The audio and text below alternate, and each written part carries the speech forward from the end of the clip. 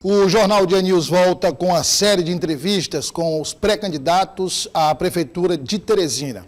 Hoje, no quadro Gestão Teresina, nós vamos receber, estamos aqui já no estúdio, com o pré-candidato Geraldo Carvalho, do PSTU, para participar dessa conversa, desse bate-papo, falar sobre a gestão de Teresina, o que é que se pode melhorar em Teresina em diversas áreas, saúde, educação, infraestrutura, mobilidade urbana.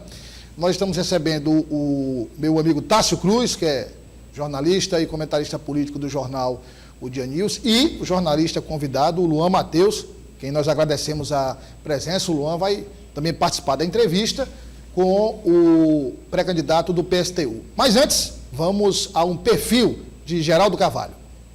Geraldo Carvalho nasceu em 16 de julho de 1958. É professor da Universidade Federal do Piauí, em Teresina. Possui graduação em Ciências Sociais pela Universidade Federal do Piauí, especialização em Educação e Movimentos Sociais e mestrado em Educação pela Universidade Federal do Piauí, com foco na expansão do ensino superior privado no estado. É doutor em Educação pela Universidade Federal de Uberlândia, desde 2019.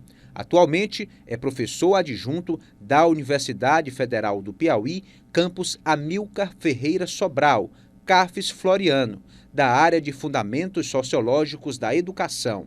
É membro do Núcleo de Estudos e Pesquisas em Políticas e Gestão da Educação no PEG-UFP, com estudos em Políticas de Educação Superior. É um histórico quadro do movimento sindical do Piauí desde o final dos anos 1980.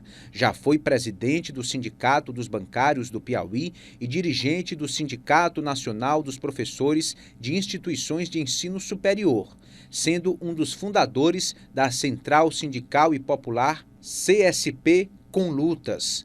Já foi candidato ao Senado, a prefeito de Teresina e ao governo do estado pelo PSTU.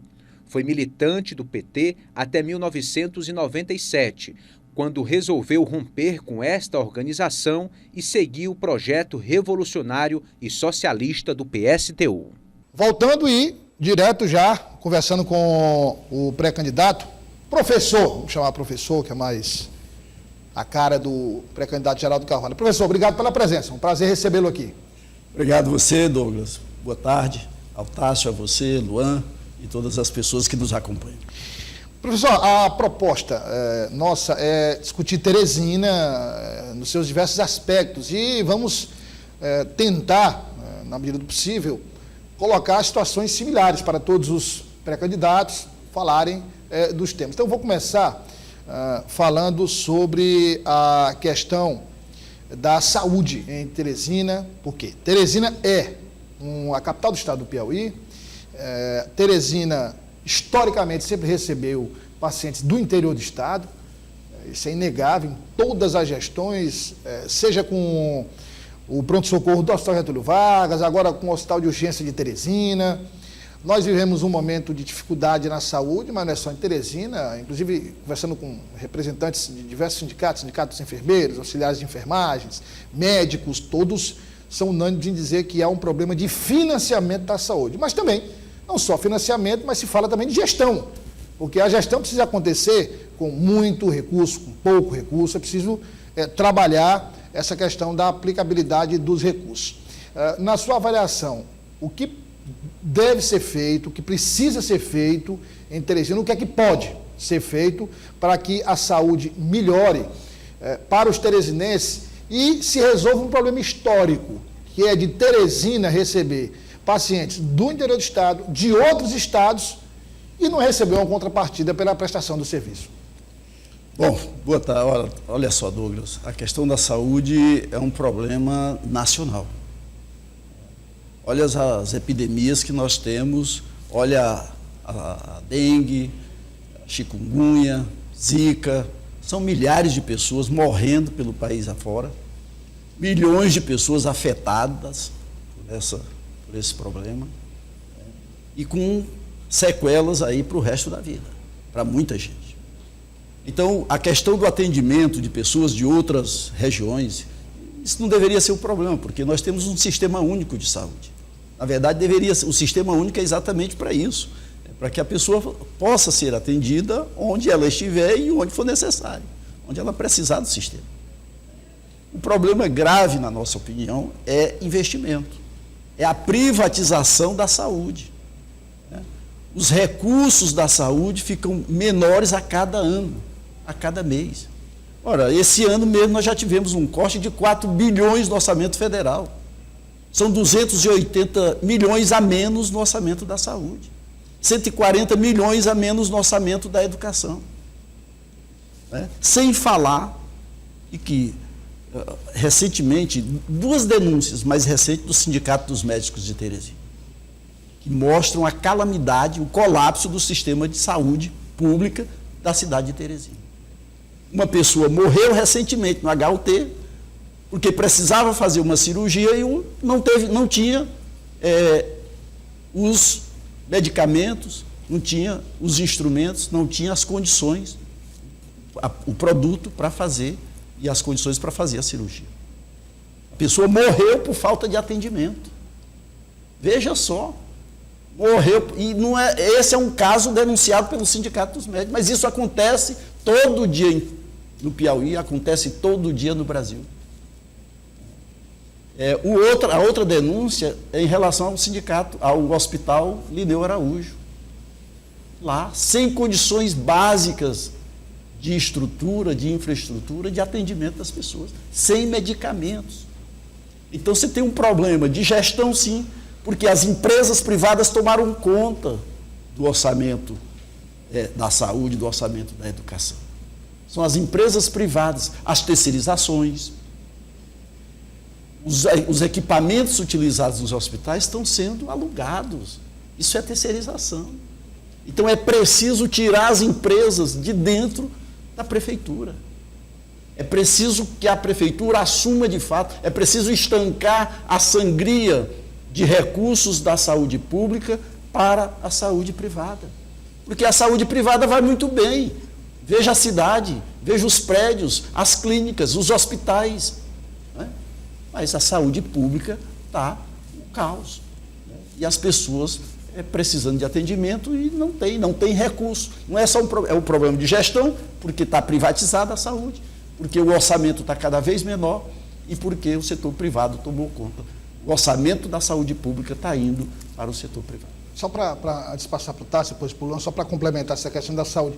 O senhor propõe o quê, então? Quais seriam as primeiras medidas para começar a mudar esse quadro que o senhor diagnosticou agora e trouxe à luz em função de denúncias dos sindicatos e de números de situações que foram apresentadas? O que é que precisa fazer? Também não é uma situação que se muda no estalar de dedos rapidamente. Vai precisar tempo para trazer a saúde para uma situação minimamente aceitável. É verdade.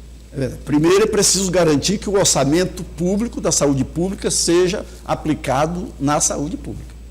É preciso tirar as empresas terceirizadas e as que alugam os equipamentos, o setor privado, de dentro das unidades públicas de saúde.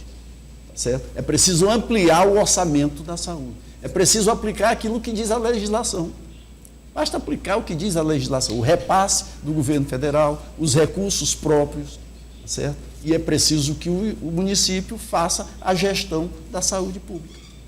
As unidades básicas de saúde, nas unidades de saúde de um modo geral. Tássio.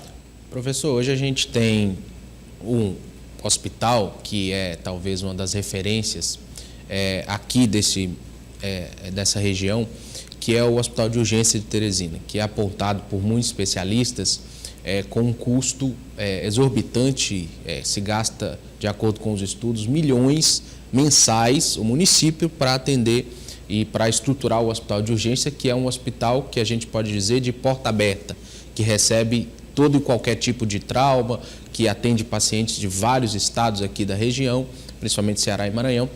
Como é que o senhor avalia hoje essa situação do HUT? A gente teve também denúncias recentes, por exemplo, de empresa tirando equipamentos do HUT por não terem recebido o pagamento? Como é que o senhor avalia especificamente essa ferramenta da saúde de Teresina, que funciona como um dos principais para traumas, para queimaduras aqui da região, e quais as proposições, né, que o senhor espera para o HUT dentro dessa ideia de gestão que o senhor apresenta? É mais ou menos isso que eu já citei anteriormente. É preciso desprivatizar a saúde. Esse é um problema, é o problema não só de Teresina, é o problema do Piauí, é o problema do Brasil. É a privatização dos serviços públicos. O Estado está com a capacidade cada vez menor de fazer investimentos em serviços públicos, não só de saúde, educação, mas em todas as áreas sociais. As 10 áreas sociais estão lá na Constituição. O Estado deveria estar investindo, o Estado. Para quê? Para sobrar recursos para sustentar o arcabouço fiscal, para sustentar o déficit zero do orçamento federal. Então é preciso que o Estado faça um investimento público. É preciso que tenha mais, que aumente, que amplie. Porque se está gastando milhões, é preciso. Primeiro, tem que fazer uma auditoria também no sistema. Tem que fazer uma auditoria. Porque onde é que está sendo gasto o orçamento? Quem é que está sendo beneficiado? Porque a população não é. A população está reclamando todo dia por falta de atendimento. Enriquecendo a nossa conversa, Cordeiro, o orçamento aprovado de 2023 para a saúde gira em torno de 1,3 bilhão de reais só aqui em Teresina. É o maior orçamento, né, de todas as pastas. 1 bi e 300 milhões. Quase isso, né, o gasto que a gente tem, a dotação, né, para a saúde do município. Pois é, isso é aplicado, esse valor é aplicado, esse valor é gasto, e é gasto de que forma? Temos que apurar isso, porque é um valor significativo, de fato. Então, se não está tendo o resultado que é necessário, que a população espera e precisa, é preciso saber para onde é que está indo esse dinheiro. Luan, por favor. Em relação a trazer um outro aspecto dentro dessa discussão da saúde, né, em relação a pessoal, né, o que a gente tem visto no Estado hoje, né, principalmente os hospitais que são geridos por organização social, é que o número de servidores públicos tem diminuído, na contrapartida em que aumenta o número de servidores contratados ou terceirizados. Né? Isso gera um impacto no próprio sistema de funcionamento, né, da estrutura da saúde como um todo. Como é que você enxerga esse cenário? Né? O que você pensa para a Teresina nesse aspecto também? Então, esse é outro aspecto, né? Porque os servidores, né? E aí a gente precisa lembrar sempre disso. Quando nós precisamos da saúde durante a pandemia, quem foi que socorreu a população? Foi o SUS e os trabalhadores e as trabalhadoras do sistema de saúde e do público em particular. Então a gente precisa, é um problema, porque o que a gente sabe é que a prefeitura não cumpre, por exemplo, o piso dos profissionais da enfermagem aprovado recentemente. Um piso que já é reduzido, já é mínimo, mas que a prefeitura se recusa a pagar. Tem servidores da saúde, de acordo com o Sindicato dos Trabalhadores da Saúde do Estado do Piauí, tem servidor na saúde que ganha menos de um salário mínimo. Tá certo? Então, esse orçamento que você cita aqui, de 1 bilhão, esse orçamento não está sendo gasto com o servidor. A valorização dos servidores da saúde não existe, né? O número, a quantidade de servidores é insuficiente para o atendimento da demanda. Os servidores reclamam da sobrecarga de trabalho, né? Dos plantões, das horas excessivas de trabalho. Então, tem problemas sérios aí problema em relação a recursos humanos. E essa política, por exemplo, do governo do Estado de privatizar os hospitais regionais, né? E a tendência é vir para Teresina, para os grandes hospitais, e aí nos preocupa inclusive o HUT, né? Que é a privatização. Esse programa é para jogar mais dinheiro no setor privado, é para privatizar mais ainda, né, os poucos serviços que o Estado ainda atende e que atende com qualidade, né, se tem as condições necessárias para isso. Professor, vamos mudar de assunto e falar de transporte público. Nós temos um problema que não é de hoje, transporte público. Isso é um problema de décadas em Teresina. Sempre se questionou o transporte público na capital, a partir de um determinado momento, falta de estrutura, aquelas paradas, todos lembram, aquelas paradas de concreto, inclusive, a pessoa chegou a morrer, 1 ou 2 porque desabou, parada desabou. Armadilhas de concreto, quer dizer, você tem uma estrutura mínima ali com teto de concreto puro. Né? Depois se questionou a distribuição das linhas, que você tinha ônibus demais para algumas regiões, algumas zonas, para outras menos. E aí veio a proposta que vigora até hoje, que foi instalada no último governo do saudoso prefeito Firmino Filho, que é uma proposta baseada no modelo de Curitiba, no Paraná, mas que, quer dizer, na verdade a integração foi implantada no final pelo menos em nome do ex-prefeito Mano Ferrer. E essa estrutura veio na gestão do ex-prefeito Firmino Filho. E aí depois, depredação de paradas, porque tinha toda uma estrutura em torno disso, quer dizer, monitores mostrando o horário de chegada, quantos ônibus, o tempo, enfim, hoje você tem várias paradas que não funcionam, que as pessoas têm medo, inclusive, até de ficar na parada, as paradas. Qual a solução para essa situação que, segundo os usuários, que são ouvidos aqui pelo jornal Dia News, pela Dia TV, pelo sistema Dia, quase que diariamente reclamam que só tem piorado? Mas é visível o problema do transporte em Teresina. Se a saúde em Teresina está em colapso, o sistema de transporte também. E está relacionado com a privatização do serviço público. Tem um problema, existia um contrato com a gestão anterior na prefeitura, com o sistema de transporte do município, o CETUT. Tentou-se romper com esse contrato. E a gente viu aí como é que foi. O prefeito teve que recuar. Por quê? Porque quem manda na prefeitura é o CETUT. E nós já estamos denunciando isso há anos. Olha, o problema da privatização é justamente esse. Um dos problemas é esse. Porque se apropria da estrutura, se apropria dos serviços e depois ninguém consegue tirar. Então, o transporte é um caos.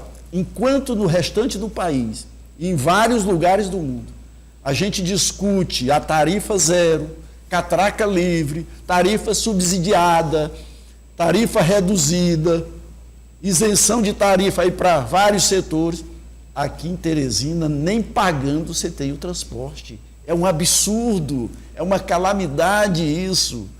Então, como é que a gente resolve isso? É transporte público. É criar a Companhia Metropolitana de Transporte, um ônibus coletivo, como nós já tivemos aqui em Teresina, como já tivemos no Brasil inteiro. O problema é que a onda de privatização do neoliberalismo, esse contexto de globalização e neoliberalismo, privatizou tudo, se apropriou do Estado. Então a gente precisa voltar a ter empresas públicas. Cria-se a empresa municipal de transporte, faz a interligação com o metrô, amplia as linhas de atendimento do metrô para as áreas mais distantes da cidade e você melhora. Dá isenção de tarifa para estudante, para desempregado, para idoso, entendeu? Então você tem condições de melhorar. O transporte é um direito constitucional. E esse direito constitucional, numa cidade como Teresina, com quase 900 mil habitantes, distantes, as pessoas se deslocam aqui de 30, 40 quilômetros de distância, sem transporte coletivo, é um crime contra a população. Professor, nesse ponto, vamos continuar nesse ponto de transporte, porque uma das plataformas que o senhor sempre apresentou na vida pública é a questão do trabalhador, dos trabalhadores e das trabalhadoras. E hoje é apontado, a gente conversa com muita gente, é apontado como um dos principais elementos que retira o poder de compra, retira a renda do trabalhador, porque muitas vezes ele tem que gastar com um aplicativo, ele tem que gastar com outra forma de chegar até o trabalho. E a gente tem um dos candidatos, pré-candidatos nessa corrida, que já fala em tarifa zero aqui na capital. E o atual gestor chegou em algum momento a falar em estatizar o transporte público, sem dizer como, mas chegou a falar em estatizar o transporte público diante desse impasse com as empresas ligadas aos consórcios e ao CETUT. O senhor acha que é o caminho para o transporte aqui da capital, essa estatização, a prefeitura assumir este sistema, adquirir os veículos e oferecer o transporte à população, Qual a visão que o senhor tem deste que eu apontaria como um dos principais problemas dos trabalhadores e das trabalhadoras, porque no final do mês retira o poder de compra, retira o poder de comprar um alimento, de adquirir um produto ou de ter uma saúde melhor? Como é que o senhor avalia? O senhor acha que a reestatização do transporte é o caminho? O senhor acha que é uma alternativa?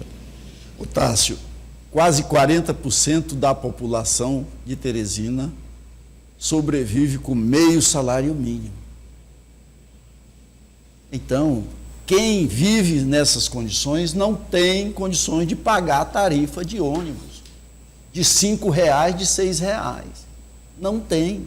E o transporte coletivo é fundamental, é necessário, é um serviço essencial para a população. Então, o problema qual é? É que o prefeito que disse que ia estatizar não garantiu. Ele jogou para a plateia. Certo? E o candidato que está dizendo que vai implantar tarifa zero também não vai fazer. Também não vai fazer, porque o compromisso dele é com os empresários, é com os super ricos das cidades e do estado. Então ele não vai fazer. Agora, é fundamental criar a Companhia Municipal de Transporte Coletivo. Aliás, criar a Companhia Municipal de Transporte, fazer uma auditoria no sistema, uma auditoria independente no sistema, e definir o valor da tarifa de acordo com as condições da população.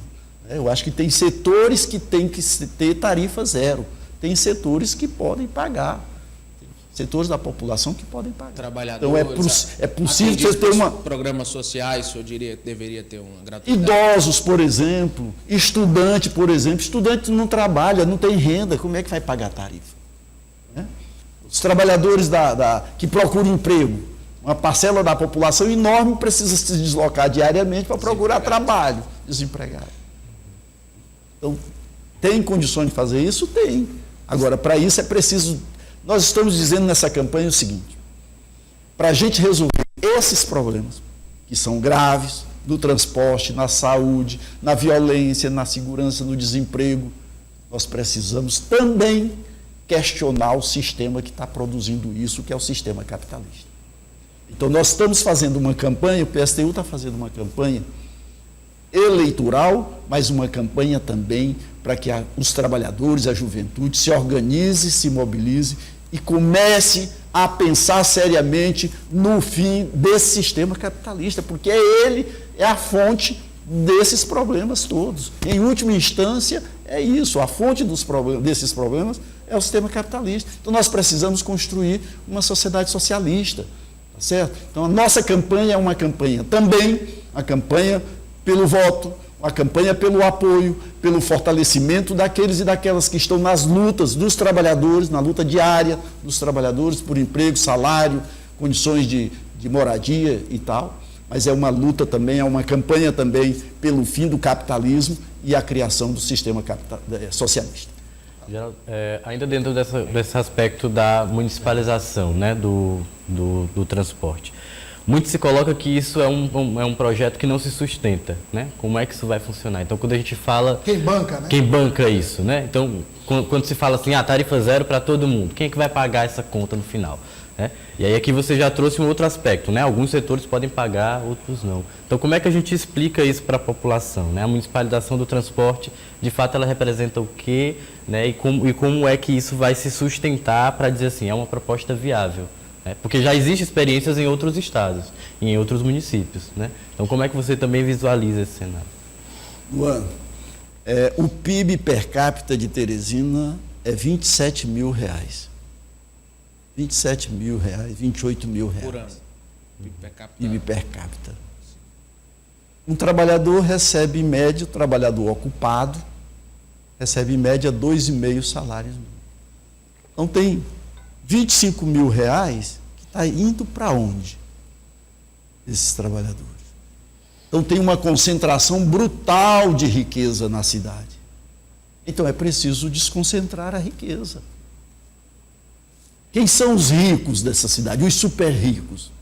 Nós temos aqui grandes fortunas, bilionários aqui Uma cidade que tem quase metade da população vivendo com meio salário mínimo. Então é preciso acabar com as desonerações. As empresas têm que pagar imposto. Até porque a riqueza das empresas é produzida pelos trabalhadores. E esse imposto que as empresas pagam, não são as empresas que pagam. Quem paga é a população. Porque a empresa, quando paga o imposto, aquele imposto é colocado numa mercadoria, e nós que vamos, os consumidores, as pessoas que vão comprar as mercadorias, vão pagar o imposto. Então, o empresário não paga imposto. Quem paga imposto é a população. Então, esse imposto precisa ser restituído, esse imposto que é cobrado, né, da comercialização das mercadorias, é preciso que ele volte para a população. E ele tem que voltar em forma de serviço, naquilo que é fundamental, naquilo que é básico, que é transporte, que é saúde, que é moradia, que é educação, né, para dar condições, gerar condições de vida digna para a população. A dívida pública. A dívida pública no Brasil consome quase metade do orçamento federal. Qual é o valor da dívida pública do município? Nós vimos aí, o governo do estado acabou de fazer um empréstimo de 2 bilhões. 2 bilhões no ano eleitoral. Vai servir para quê, se não para financiar a campanha de prefeito no interior? Então nós precisamos fazer uma auditoria na dívida do município, precisamos acabar com a farra das desonerações, com a farra das terceirizações, porque dinheiro tem nos cofres do município. O problema é que tem gente metendo a mão neles. Agora, passando para a educação, que a gente já tocou aqui, mas muito superficialmente, o município ele é responsável pela educação infantil, educação básica, e nós temos ainda... Nós já tivemos Teresina figurando entre as melhores educações do Brasil, do Nordeste, sempre foi a primeira, e agora nós temos um novo modelo que se impõe no país, que é a escola de tempo integral, que é a criança ter a oportunidade de passar o dia na escola, ter aula normal, ter espaço para recreação, ter o reforço, ter tudo aquilo que aí, não só a educação, mas todo um sistema integrado, quer dizer, o ocupamento no aspecto da saúde da criança, da vacinação, inclusive um acompanhamento mais de perto da relação da criança com a família, de que forma essa relação pode prejudicar o desempenho da criança. Então, o sistema de educação, quando a gente observa hoje, em qualquer nível, seja educação básica, ensino médio, ensino universitário, mas principalmente ensino básico e ensino médio, hoje é uma integração de várias áreas. Isso também demanda recurso, mas é uma realidade inadiável. Como é que o senhor enxerga a implementação desse sistema para que a educação, através dessa integração, seja potencializada já nos primeiros anos escolares da população? Então, nós precisamos voltar a pensar, e os trabalhadores têm essa responsabilidade, de voltar a discutir e a reivindicar a universalização dos serviços públicos. A universalização da educação, a universalização da saúde, a universalização, porque essa história da municipalização, isso está relacionado exatamente com a privatização. Então nós temos que pensar, em vez de políticas focalizadas, como se tem feito, que isso é para retirar dinheiro do orçamento dos serviços públicos, a gente pensar em políticas universais. A política hoje implementada nos municípios e no Estado, Brasil todo, de escola de tempo integral, é uma farsa. É uma farsa porque significa fechamento de escolas, significa redução de emprego, redução do quadro de servidores, da educação, da saúde, da educação no caso, significa piores condições de estudo para as crianças. Isso está acontecendo em Teresina, isso está... Não se pode confundir educação de tempo integral, escola de tempo integral, com formação integral, com educação integral. Educação integral é a educação plena, é a educação que envolve as várias dimensões do indivíduo, Por exemplo, é educação física, é educação intelectual, é educação tecnológica. Quer dizer, as crianças precisam ter uma educação que possibilite um desenvolvimento pleno delas. A educação de tempo integral, a escola de tempo integral que está sendo colocada em prática aí, não é isso. Não é isso. Porque as crianças vão para a escola. Na verdade, algumas escolas estão sendo transformadas em depósito de crianças. Certo? Elas vão lá, passam o dia lá não tem as condições de higiene necessárias para passar o dia, lá não tem a alimentação adequada para passar o dia, lá não tem as atividades pedagógicas e educacionais no contraturno, tem muita enrolação. Então isso é um crime também que está se fazendo com a educação infantil. Eu tive recentemente num município aqui perto de Teresina, 2 comunidades rurais, as 2 tinham escolas até ontem, cada uma tinha uma escola, e agora o que foi feito? Fecharam as escolas do município e a prefeitura manda um ônibus pegar as crianças e levar para uma escola lá na cidade. O que isso significa? Tirar a criança do seu local de moradia, reduzir emprego lá na comunidade, né? Fechamento de escolas, né? E ainda colocar as crianças em risco no transporte escolar.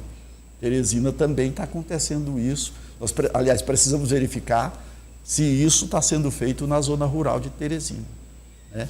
Que escolas estão sendo fechadas aqui em nome dessa escola de tempo integral. Professor, hoje a gente tem, segundo dados do censo, mais de 300 unidades educacionais municipais e pouco mais de 70 mil crianças e adolescentes e também jovens e adultos através do EJA na rede municipal de ensino.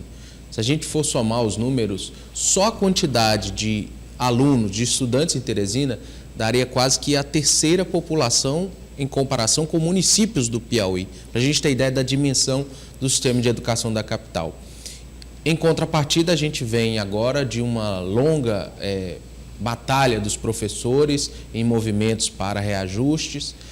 Os educadores seguem há meses, né, mais de um mês, em um movimento grevista. Como é que o senhor avalia as condições de trabalho que são dadas aos professores aqui da capital e a forma como o gestor poderia equacionar e modificar esse sistema de educação da capital para conseguir fazer com que, o senhor até disse uma frase forte, né, que as escolas elas não sejam esses depósitos de alunos, sejam locais para se formar seres humanos, né, formação social, formação educacional. Como é que o senhor avalia e quais as proposições para esses professores e também para que essas escolas não sejam esses depósitos de alunos, como o senhor comentou? Então, Tássio, não existe educação de qualidade sem profissionais valorizados. Então é preciso valorizar os profissionais. O que nós estamos assistindo aqui em Teresina é que, aliás, Teresina no Piauí, de modo geral, no Brasil, todo ano tem greve. Os professores, os profissionais da educação são obrigados, forçados a fazer greve, a parar suas atividades de trabalho, né, para obrigar o gestor a cumprir o que está na própria lei. Nós temos uma greve agora em Teresina, em andamento, e essa greve é justamente para que o prefeito cumpra a lei do piso da categoria, que deixou de cumprir em 2022. Né? Em 2023, já estamos em 2024 e tem uma defasagem aí do piso e o prefeito se recusa a cumprir. Inclusive, tivemos uma cena ruim, porque houve um jogo de empurra-empurra da Câmara para o prefeito. Nenhuma das duas instâncias, na disputa eleitoral entre as duas instâncias, né, não cumpriram e são responsáveis pela greve que está acontecendo no município. A Câmara chegou a aprovar os 20%, né, professor? O prefeito vetou e depois voltaram atrás na... E depois voltaram atrás na Câmara. Então jogou para a plateia num determinado momento. Fez jogo, né, com a população, com os profissionais e com a população de um modo geral. Então tem que ter valorização profissional, tem que ter estrutura na escola e nós temos que abrir o olho com a tecnologização da educação. nós temos, se fala tanto, né, nas tecnologias, as novas tecnologias, na escola, na sala de aula e etc. e tal. Mas nós não temos internet suficiente, nem todos os alunos têm equipamentos suficientes, e mesmo assim isso é um problema. Isso é um problema porque as crianças vários países estão voltando ao método do ler e escrever como o processo mais adequado para o desenvolvimento intelectual e para a formação analógico, quase. Então nós temos que pensar também, a proposta, professor, seria usar a tecnologia, mas limitar esse uso, determinar o uso em determinados aspectos, não generalizar esse uso da tecnologia. A tecnologia tem que estar a serviço para potencializar os outros métodos. Né? O método mais adequado para a aprendizagem, para o ensino e para o desenvolvimento das pessoas. Né? Não pode ser faz de conta. A tecnologia não pode ser apenas para compra, para venda de equipamentos, das empresas venderem os equipamentos para as escolas, para os sistemas educacionais. Luan. A gente fala em educação e muitas vezes a gente limita isso ao ambiente da sala de aula ou às escolas, né? Mas pensar a educação no município também se expande por outros espaços, né? Teresina tem um equipamento público, né? O CEL, os Centros Esportivos Unificados, boa parte deles estão nas periferias de Teresina, né? Mas como é que a gente consegue interligar isso, professor? Porque muitas vezes parece que é algo separado, né? A criança está ali na escola e se ela quiser ela vai para esses centros, né? Mas pensar esse ambiente que vai para além da sala de aula, mas que também se unifica com esses outros equipamentos que já existem, né? Alguns com uma estrutura até razoável, mas estão lá, né? Largados, sem pouco uso, né? Então, pensar isso e como que potencializar isso, sobretudo nas periferias, né? Que é onde tem a principal demanda por esses... Eu estava vendo uns dados recentes sobre o sistema de educação em Teresina e sobre esses elementos, esses aspectos. Por exemplo, de internet, apenas 23% das escolas têm o atendimento. De esgotamento, sistema de esgoto público, apenas 30% tem esse atendimento, né? Quer dizer, tem vários aspectos que envolvem a educação e que precisa ser, né, acoplado às políticas, né, para a educação municipal. Além disso, tem esses elementos que você coloca que são fundamentais para a cultura, né, da juventude, para a integração da juventude nas escolas. As escolas precisam deixar de ser ilhas descoladas da comunidade, né? A escola está lá, tem um muro, tem um vigia, a comunidade não tem acesso. A juventude não tem quadra, outro elemento, 49% das escolas apenas tem quadra de esportes, né? De esporte.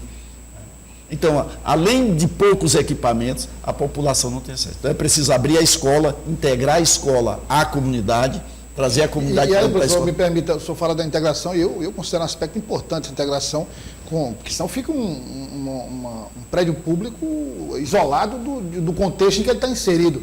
Mas como colocar em prática essa integração, de que forma a escola poderia se integrar mais ainda à comunidade, ou seja, ao bairro, ao local onde ela existe, sem se limitar apenas no processo de ensino-aprendizagem? Com outras atividades. Preciso trazer, inclusive, a comunidade para discutir o projeto pedagógico da escola, né? Traz a associação de moradores, traz a comunidade para discutir, porque também a gente limitou esse processo a fazer reuniões mensais, quando acontece, de pais e mães. Não é só isso. Não e aí tem outro a aspecto, família nem se preocupa, por exemplo, você marca uma reunião de pais e mestres, aí vai a metade. A escola nem se preocupa em saber porque a outra metade não foi, porque que o determinado pai nunca foi a uma reunião. Quer dizer, também, na minha opinião, há um certo descaso nesse aspecto, quando, na verdade, deveria ser o contrário. A família, ela teria que ser tão acompanhada quanto o aluno. A família tem que ir para dentro da escola, a comunidade tem que ir para dentro da escola e a escola tem que estar integrada com a comunidade. Sem isso, não é possível, porque a escola ela é, inclusive, para favorecer o desenvolvimento local, né? Porque a escola é geradora de conhecimento, é produtora de conhecimento. E um conhecimento tem que estar o conhecimento a partir do local onde ela está inserida, a partir das necessidades das pessoas que estão ali em torno dela. Professor, falando um pouco de economia, geração de emprego e renda, estava lendo, aliás, faz um tempo que eu li um artigo eu não lembro mais quem era o professor, mas era um professor da Universidade de Harvard, e aí ele trazia vários números e comparativos entre diversas regiões do planeta, mas em suma a tese dele era até simples, né? Era até simples, ou seja, não adianta imaginar desenvolvimento com ilhas de prosperidade. Ou seja, eles diziam o seguinte, a gente está falando da Universidade de Harvard, dos Estados Unidos, enfim, eles diziam o seguinte, olha, não adianta, por exemplo, aí trocando em miúdo, dizendo, não adianta sua casa ser a mais tecnológica do bairro, você ter comida de primeira qualidade, ter bons carros, ter uma estrutura de conforto de primeiro mundo, e a sua casa ser cercada por pessoas que não têm o que comer, que não têm o que vestir. Então, assim, ele questiona esse tipo de prosperidade, ou seja, você olhar a sua prosperidade como se fosse uma prosperidade coletiva. Então, ele atribui também às pessoas, a esse grupo que o senhor falou, esse grupo dos mais abastados, aqueles super ricos, também uma responsabilidade de se associar ao poder público para implementar esse processo de redistribuição de renda. Porque só o poder público não vai conseguir executar. Ele executa até um certo ponto, mas tem um limite. Perfeito. Então, a pergunta é, de que forma envolver essa classe já tão abastada e conscientizá-la para ajudar a melhorar os indicadores sociais? Eu não sei se é possível, Douglas, porque essa classe ela só pensa nos seus negócios, nos seus privilégios, na manutenção dos seus privilégios, na ampliação desses privilégios. Nós estamos vivendo uma fase hoje que a gente chama a fase de decadência do capitalismo imperialista, certo? Que nós temos uma crise enorme no mundo, generalizada, com muita riqueza produzida num polo e com muita miséria produzida em outro. Só acrescentando um dado, nós mostramos até na reportagem aqui no Jornal Dia News, esse dado que foi inclusive divulgado pela ONU, só o que é desperdiçado de comida no mundo, no planeta Terra, e aí não é lixo, comida estragada, não, comida de qualidade, comida que qualquer um daqui, quem está acompanhando, pode colocar à mesa, comida de qualidade. Só o que é desperdiçado, descartado, daria facilmente para acabar com a fome no planeta. Não é no Brasil, não é na África, não, no planeta acabar com a fome. E aí nós não estamos falando de produzir mais, nós não estamos falando, não é isso, é só o que é descartado. Então, quer dizer, é uma disparidade muito grande. Como eu estava dizendo, nós temos hoje a Apple, vou pegar o exemplo da Apple, a empresa que produz celular, né? Vários outros equipamentos. A Apple tem uma riqueza hoje equivalente ao PIB da França. Se ela fosse um país, ela seria a 7ª economia do mundo junto com a França.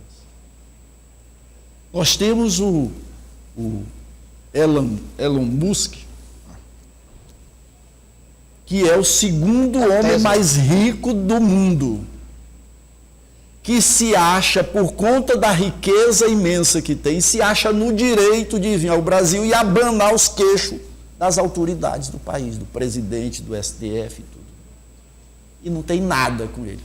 Ele deveria ser banido do país. Então, essa fase do capitalismo que nós estamos vivendo é que está produzindo esse tipo de situação. Uma riqueza cada vez mais concentrada nas mãos de uma minoria, produzindo monstruosidades como essas. E o aumento, a ampliação da base da pirâmide, subindo a pirâmide, e pobres, de miseráveis, de todo tipo de violência. Só para acrescentar um elemento nesse raciocínio de passar para o Tássio e para o Lons, a gente falando aqui de bilionários, trilionários, enfim, tem um caso do dono da Microsoft, o Bill Gates, que faz um caminho oposto, né? Quer dizer, hoje já é um homem muito rico. mas faz um caminho oposto. Ele tem uma fundação, ele próprio se dedica ao estudo dos indicadores sociais dos países subdesenvolvidos, investe um absurdo de recursos da empresa na construção, por exemplo, de fossas sépticas. Eu estava lendo a reportagem, e ele e a esposa discutindo dados com... Ele contrata especialistas para explicar essas situações, para ele entender. Ele, por exemplo, no caso do Brasil, ele dizendo que é inadmissível criança morrer de diarreia no Brasil. Ele considera isso um verdadeiro absurdo. Então, tem dinheiro investido aqui em ONGs para construir fossas sépticas, então, isso ele faz nos países subdesenvolvidos. Mas aí você tem um caso de um multibilionário e o restante, como o senhor falou, que não... Porque é o sistema, né? É o sistema. É por isso que nós temos que questionar o sistema e estamos questionando o sistema. É preciso questionar esse sistema. É possível, a pergunta é possível resolver esses problemas, da falta de emprego, do problema do transporte, da saúde, dentro desse sistema? É possível eliminar a fome, a pobreza, dentro desse sistema? Na nossa opinião, não. Esse sistema já deu o que deu. É por isso que a gente tem que pensar na construção do socialismo, e aí é uma tarefa de milhões, e principalmente dos trabalhadores, das trabalhadoras e da juventude. Exatamente sobre esse tema, professor, a gente tem, aqui fechamos 2023, com uma taxa de cerca de 38% de subutilização da mão de obra trabalhadora no Piauí. É o maior percentual do Nordeste. E na nossa conversa, nosso bate-papo, o senhor sempre coloca o capitalismo e o empresariado, né, esse mau empresário, o capitalismo, como um dos principais, ou principal responsável pelo problema da saúde, do transporte. Hoje, a nossa cidade, a economia dela gira basicamente em torno do setor de serviços privados, né, e, claro, principalmente o setor público, né, os funcionários públicos. Como que o senhor vê uma alternativa para Teresina, principalmente nesse combate ao desemprego, dentro deste sistema que o senhor idealiza, sem que este capital privado esteja como o principal elemento gerador de emprego? Como que o senhor vê dentro dessa proposta uma alternativa para a cidade, sem que esse modelo que está aí, que gera o emprego através do capital privado, seja o principal balizador econômico da nossa cidade? Então, Tássio, precisamos compreender que a riqueza produzida em Teresina, no Piauí, no Brasil e no mundo, ela é produzida socialmente. Então, a sua produção é social, porque é o conjunto dos trabalhadores que produz essa riqueza. Agora, a apropriação da riqueza é que é privada. E esse é que é o problema. Esse é que é o problema do sistema. Esse é o problema da concentração da riqueza. Porque essa riqueza já nasce privada. Já nasce privada. Ela é produzida socialmente, mas a distribuição tem que ser feita na produção. A produção é social, a distribuição é social. E se a distribuição continuar privada, dentro do estágio atual do capitalismo, ela vai estar cada vez mais concentrada e centralizada. É concentrada e centralizada nos grandes grupos econômicos, como eu citei aqui o caso, né, de grupos econômicos, de pessoas, né, porque na verdade o Elon Musk ele representa, é um grupo, é um grande oligopólio, né, que tem. Então a riqueza cada vez mais concentrada nas mãos desses grandes grupos. Então não é possível. Essas ilhas de prosperidade, nós temos pensado, quando a gente discutia na eleição de 2022, a situação do estado do Piauí. É preciso, não dá mais para ficar com aquela história de atrair empresas, né, para gerar emprego e gerar desenvolvimento. Não funciona.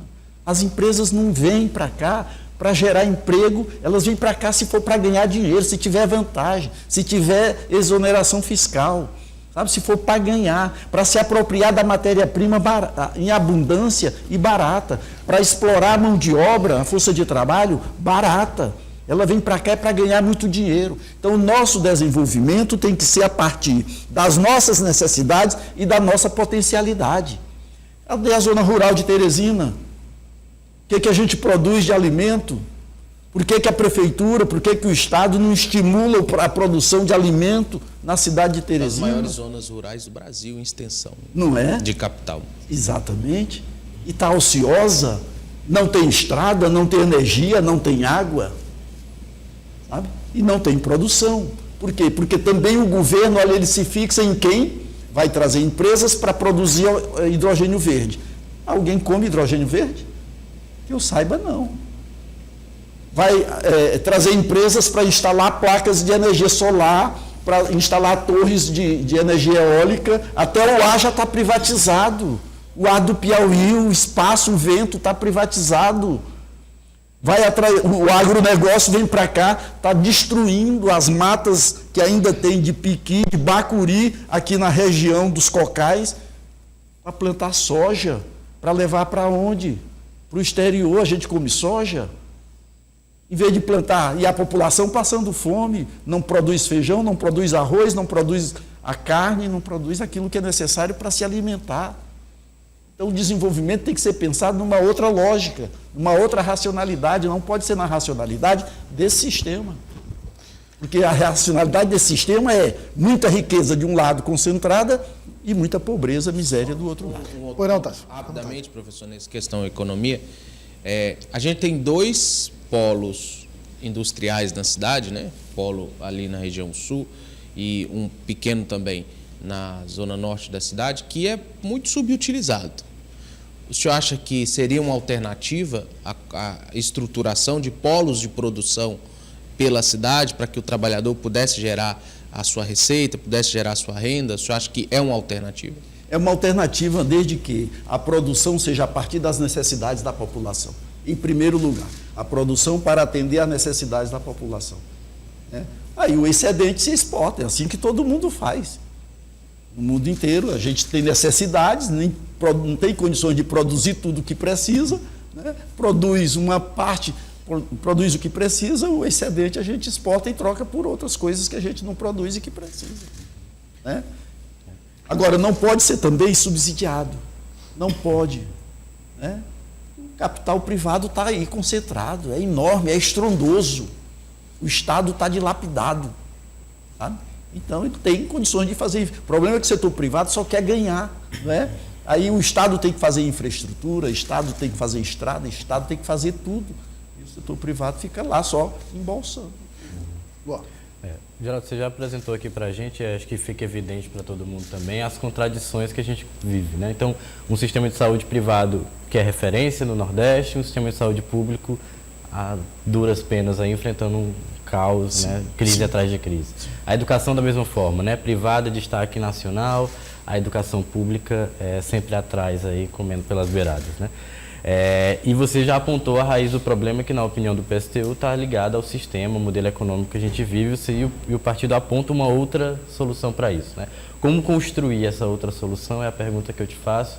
Como que vocês pensam enquanto um partido, uma proposta de gestão, né? E para a sociedade como um todo, construir essa outra alternativa que possa superar essas contradições, né, que são colocadas? Essa é uma tarefa difícil, né, construir, porque essas ideias a gente discute elas pontualmente nas eleições. Nós não temos muito espaço, né, na televisão. A gente, até durante a pré-campanha, a gente é recebido e a gente agradece muito os espaços que a imprensa dá, mas durante a campanha eleitoral, por conta de uma legislação ultraconservadora, a gente fica de fora, tanto dos programas eleitorais como dos debates, né? Agora, não tem saída por uma pessoa, por uma mão. Essa é uma saída coletiva, não tem saída individual. E a saída é a partir da vontade dos de baixo, de quem sofre com esse sistema. A saída é a partir das necessidades da população, e aqui eu digo, não é toda a população não, porque se tem os bilionários não têm interesse em mudar esse sistema, porque seria acabar com os privilégios deles. Mas é a partir dos interesses da classe trabalhadora, de quem está, eu digo sempre, de quem está da metade da pirâmide social para baixo. Né? Quando eu digo os trabalhadores, são os trabalhadores empregados, desempregados, que vivem de bico, né? Os aposentados, os não aposentados, os da zona rural, os da zona urbana, os bodegueiros, os pequenos comerciantes, os profissionais autônomos. a classe trabalhadora, na nossa concepção, ela é bastante ampla. Então é essa classe, a saída é coletiva. Então é preciso que a gente construa isso. E nós aproveitamos a campanha eleitoral para dizer, né, a essa população trabalhadora que a gente precisa fazer isso. Tomar em nossas mãos a responsabilidade de construir, de sair desse sistema e construir a ponte para uma outra forma de organização social, onde a gente não precise morrer, né, na periferia pela violência de todo tipo, como os nossos filhos estão sofrendo hoje. Professor, nós temos 1 minuto e 20 para encerrar, e eu queria, já na esteira dessa sua resposta, perguntar qual seria a forma mais direta e eficiente de mobilizar a população para alcançar essa sua proposta? Continuar lutando insistentemente, não desistir. Nós estamos há anos batendo nessa tecla, tá certo? E a gente acredita, porque é o que nós acreditamos. Né? E eu pergunto, né? Por todos esses anos, né? De 2 em 2 anos nós temos eleição. Os candidatos as grandes máquinas eleitorais se apresentam na campanha eleitoral, criam um paraíso, criam uma situação ilusória, criam um mundo que a gente, né, acaba acreditando que está tudo bem, né, e que faltam algumas correções e que essas correções serão feitas caso ele seja eleito. Mas que depois da eleição volta todo o pesadelo.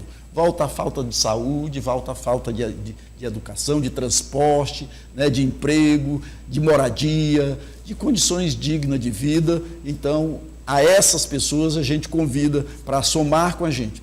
O voto, talvez a gente, o voto mesmo que a gente não ganhe a eleição, seja um candidato que na perspectiva de quem está nos acompanhando não vá se eleger, mas é um voto para fortalecer essa luta. Eu acho que um voto numa candidatura que pode não ganhar, mas pode fortalecer a nossa luta, é mais vantagem do que votar num candidato que pode ganhar, mas que vai, depois de eleito, ele governar contra você. Queria agradecer a presença do professor Geraldo Carvalho. Muito obrigado pela presença, por ter participado dessa rodada de conversa, discutindo esses temas relacionados à Teresina, ao Tássio Cruz, do Sistema de Comunicação, ao Luan também, Luan Matheus Santana, pela presença, jornalista que contribuiu conosco aqui no desenvolvimento dessa conversa. E a gente encerra o jornal, o Dia News de hoje. Vai ter que voltar amanhã com mais um entrevistado, essa sequência do projeto Gestão Teresina, para você começar a entender não só os problemas da capital, mas o que é proposto, ou seja, o que é apresentado por todos aqueles que pleiteiam disputar o Palácio da Cidade como solução, que é que eles apresentam como solução para esses problemas. Uma ótima tarde, obrigado pela audiência e até amanhã.